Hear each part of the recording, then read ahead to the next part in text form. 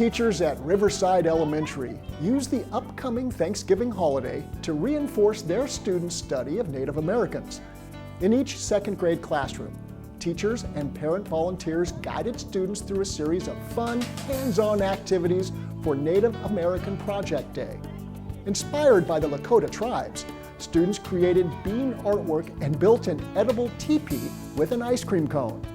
Using moldable clay, students were able to make their own Pueblo clay pinch pot.